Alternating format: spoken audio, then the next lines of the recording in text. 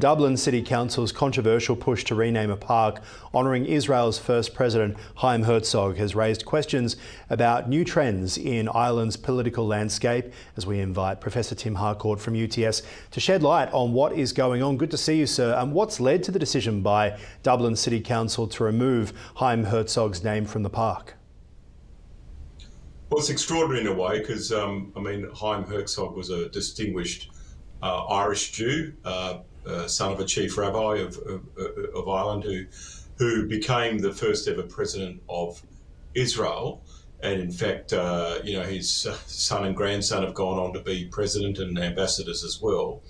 And the Dublin City Council said we can't have any connection with the Herzog family or Israel or the Jewish community on one of our public parks. And they've tried to remove the name of Herzog Park after Chaim Herzog to Free Palestine Park or some sort of term. And this is quite extraordinary, Aaron. It's like Monash University, a council deciding that we have to change the name of Monash University because, Monash was Jewish. It's quite an extraordinary incident in Ireland. We are witnessing, Burke and Will statue that was taken away from the city square in Melbourne CBD isn't being put back after the train station opened over the weekend, again because of similar questions. But the Herzog's contributions to Ireland, how are they not being, factored into the controversy?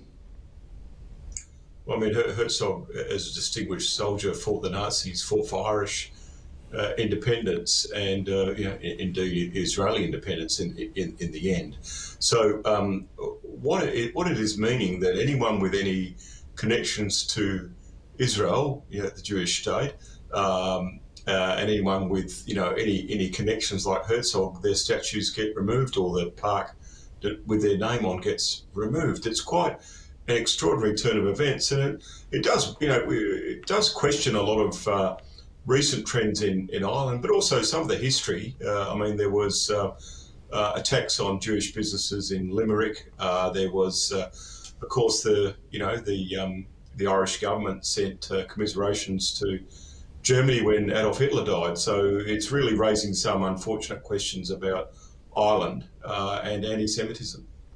Yes, talk to us about that, because does the move by the Dublin City Council reflect a larger trend in Ireland regarding Israel? I didn't know that about sending commiserations to Germany over Hitler's death.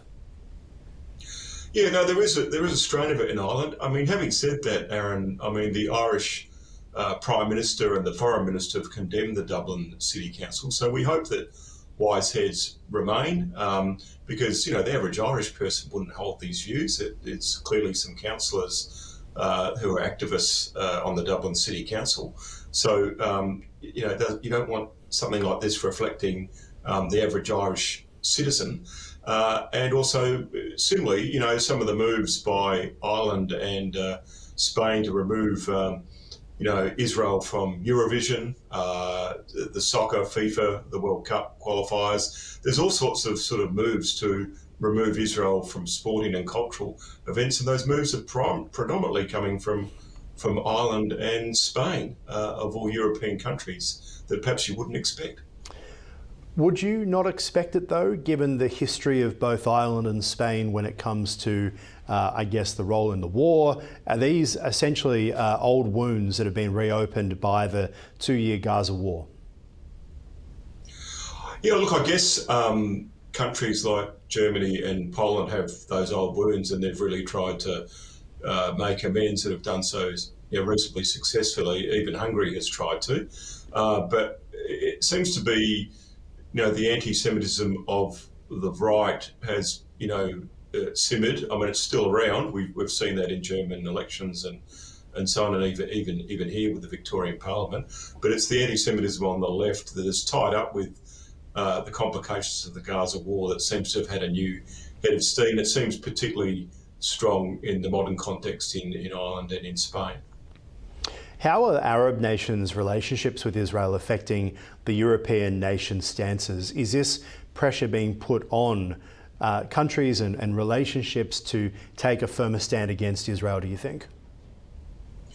Well, The irony, I think, Aaron, is that the moderate Arab nations are now forming better relationships with Israel. We've seen that with the UAE, we've seen that with Morocco, we've seen that with the Abraham Accords. And so as Arab nations want to have some sort of constructive relationship with Israel and not with Iran or Hamas or Hezbollah or those or the Houthis or those other groups, and yet Western nations are taking a stand very different to the softening of the Arab nations. So it could be local domestic politics. It could be the role of the radicalisation of some people in the West and some of the people, ironically, have probably fled the more extreme Islamicist regimes. Yeah. All right.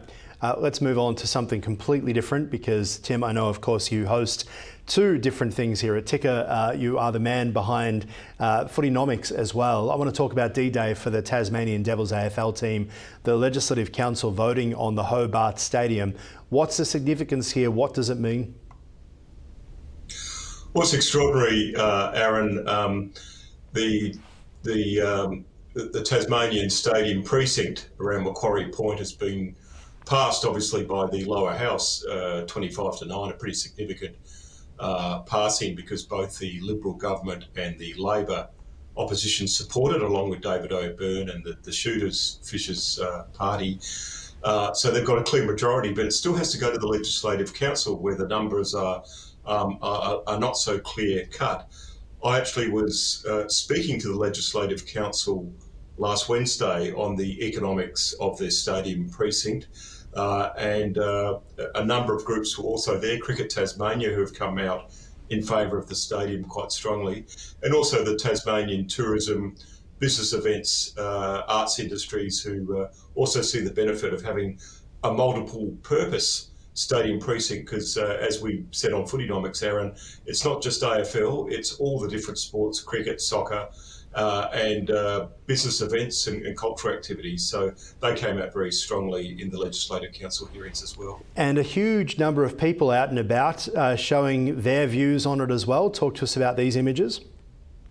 Yeah, you can see the crowd there. They had a Yes Stadium, Yes Team rally yesterday. They had over 15,000 people compared to the 1,500 that turned up for the No event last week. And you can see the demographics. Some of the people who were there, you can see there Joe Moore, the Hobart writer and historian with his young son. You saw a lot of football clubs turn out with the young people, and then Tasmanian legends like Craig Buffer-Davis, who of course played for Collingwood, Aaron, and the Sydney Swans. His son played for the Sydney Swans as well. He got on a bus from Launceston and went down to join the rally. So you've never seen. I mean, normally people who are for something don't go to protests. Protests are usually people that are anti, but they have this amazing grassroots upswell of people that want a Tasmanian team, and they think the stadium and the precinct and the upgrades right around the state in Burnie and Penguin and Launceston and so on would be a really good economic driver for Tasmania. How did the vote in the lower house compare to expectations, do you think?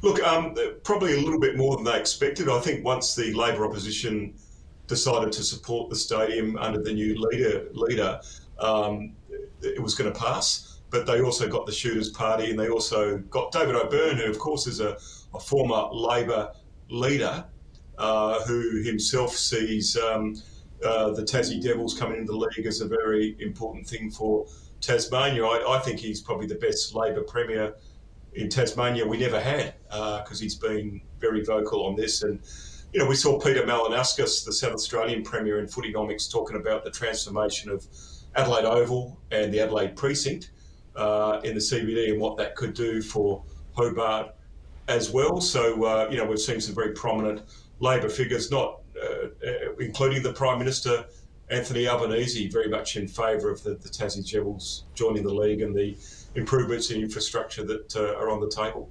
All right, we'll leave it there for now. Appreciate your time. As always, Professor Tim Harcourt, thank you. Thank you, Varun. Appreciate it.